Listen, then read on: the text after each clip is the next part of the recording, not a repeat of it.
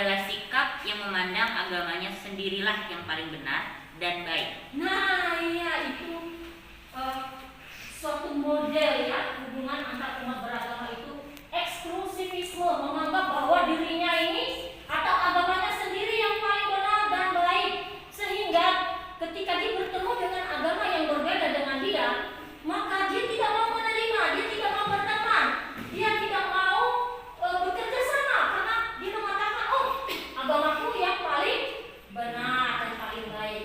Kemudian yang kedua, inklusivisme.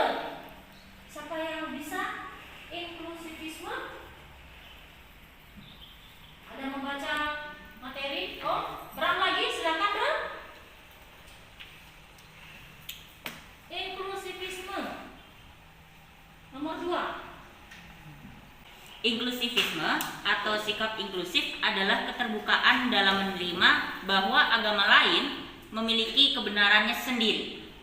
Iya, terima kasih. Nah, inklusivisme itu artinya berpandangan bahwa setiap agama itu punya pandangan sendiri, bahwa dia mempunyai bukti-bukti kebenarannya dalam agamanya sendiri. Nah, jadi itu adalah model hubungan antar umat beragama. Mana yang harus kita ikuti? Yang eksklusivisme atau inklusivisme?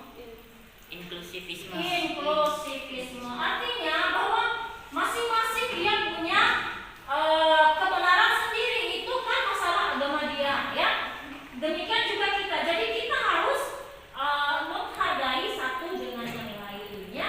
Dia punya tata cara beragama, kita juga punya tata cara yang berbeda. Jadi kita harus saling menghargai, memberikan kebebasan kepada setiap agama untuk memeluk agamanya dengan bebas dan merdeka. Kita ini adalah sama-sama ciptaan Tuhan.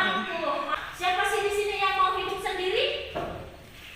Ada yang mau hidup sendiri? Kita itu membutuhkan orang lain. Kita tidak bisa hidup sendiri. Demikian juga dalam keberagaman kita dalam Indonesia, ya.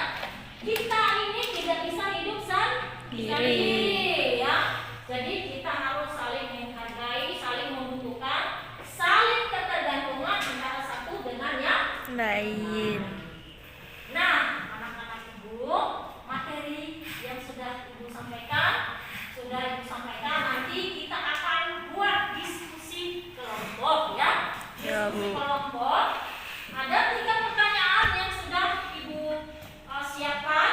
Yang pertama itu menjelaskan pengertian pluralisme dan mengidentifikasi tokoh-tokoh yang berjuang demi mewujudkan pluralisme di Indonesia dan tuliskan hal-hal yang menarik dari diri mereka, ya.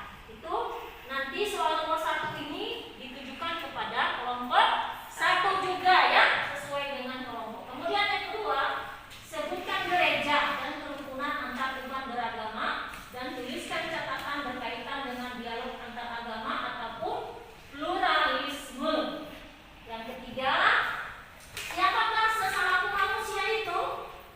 Menurut Lukas pasal 10 ayat 25 sampai 37. Ya, nanti dicari tahu, dibaca dulu, ya, Lukasnya dari ayat 25 itu sampai 37. Kemudian sebutkan tokoh-tokoh yang ada di dalamnya dan apa perannya masing-masing, ya.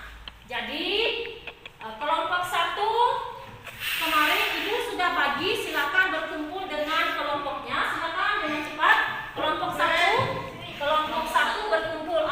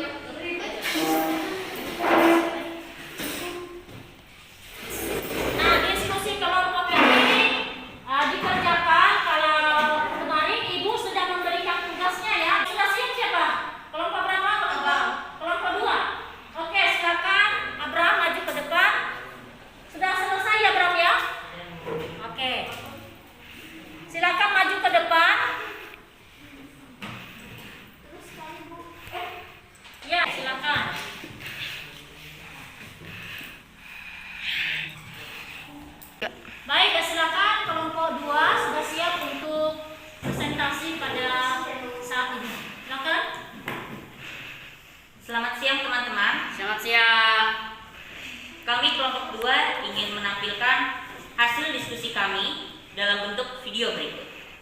Silakan teman-teman menyaksikan.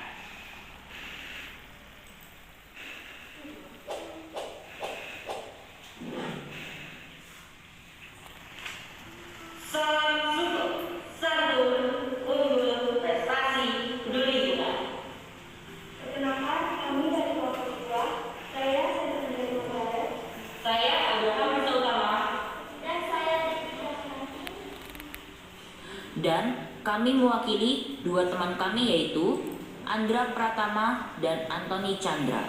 Pada kesempatan kali ini, kami ingin menyampaikan hasil diskusi kami. Sebelumnya, kami ucapkan terima kasih kepada Ibu Nur Laila, STH, yang telah memberikan tugas ini dan dirinya. Berikut hasil diskusi kami.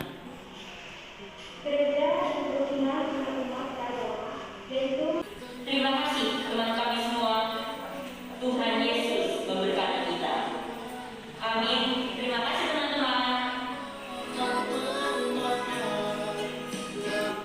Oke. Demikian, terima kasih teman-teman. Ya, berikan aplaus untuk kelompok kedua. Oke, terima kasih Bram dan teman-teman. Ya, silakan kembali ke tempatnya. Yang kelompok yang lain silakan. Baik, kita saksikan lagi presentasi dari kelompok 1 ya. Oke. Silakan. Perkenalkan, kelompok 1 kami ingin mempresentasikan tugas kami. Kami terdiri dari 4 orang yang belajar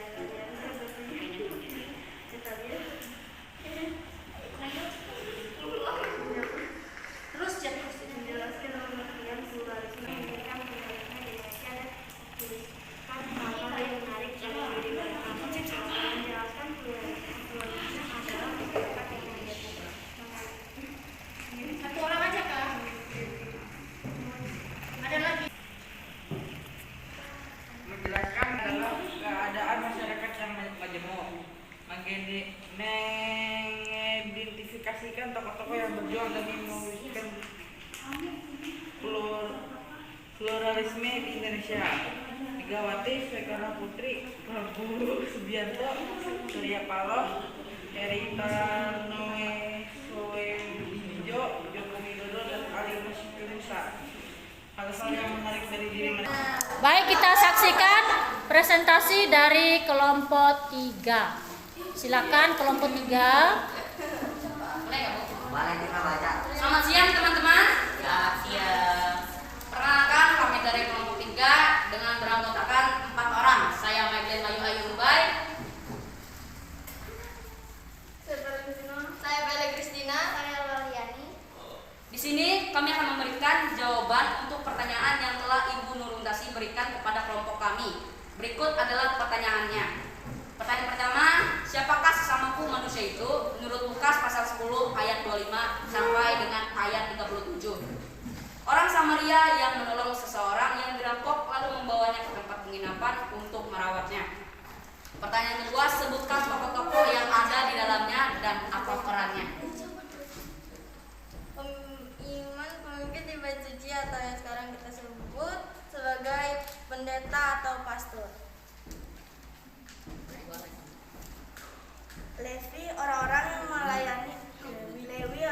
melayani di Bait Suci atau sekarang kita sebut penetua diakon.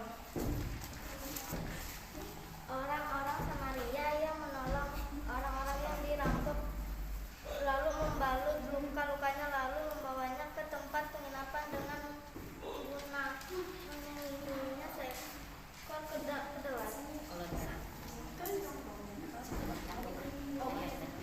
Orang yang dirampok adalah orang yang turun dari Yerusalem di Yeriko lalu dirampok oleh penyamun-penyamun. Pemilik tempat penginapan adalah orang yang menyediakan tempat penginapan untuk orang yang terluka karena. Baik, terima kasih anak-anak sudah menyelesaikan semua hasil diskusinya dan sudah dipresentasikan. Tadi ada yang dalam bentuk video, terima kasih ya, luar biasa. Kemudian ada juga yang menulis, ya, ada yang menyampaikan dengan bercerita. Jadi semua sudah dikerjakan dengan baik. Jadi anak-anak ibu semua hebat-hebat ya, hebat-hebat.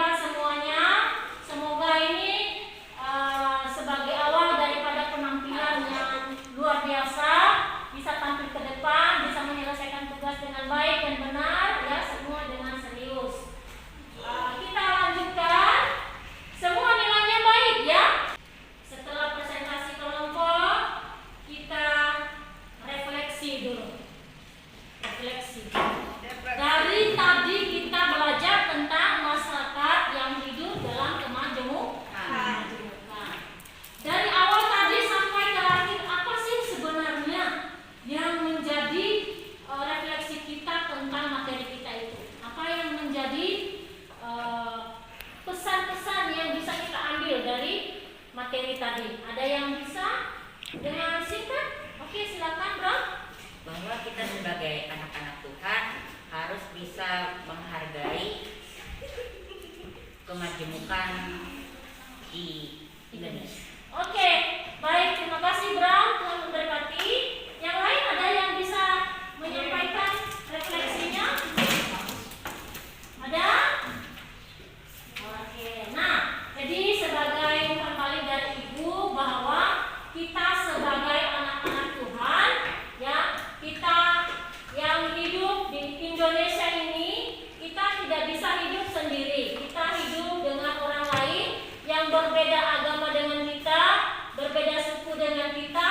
Mari kita saling menghargai, ya, saling mengasihi dengan yang lain. Kita saling menolong, ya, saling membantu bila ada saudara-saudara kita atau teman-teman kita yang mengalami kesulitan atau kesusahan. Terlebih daripada itu, kita harus selalu berteman, ya, menjalin toleransi beragama. Jangan ada yang berkelahi, jangan ada yang tidak suka dengan agama yang lain. Artinya kita jadikan semua itu sebagai kekayaan kita, ya, sebagai kekayaan kita untuk kita menjalin hubungan persahabatan, pertemanan dengan siapa saja tanpa membeda-bedakan, karena kita hidup di dalam satu semua.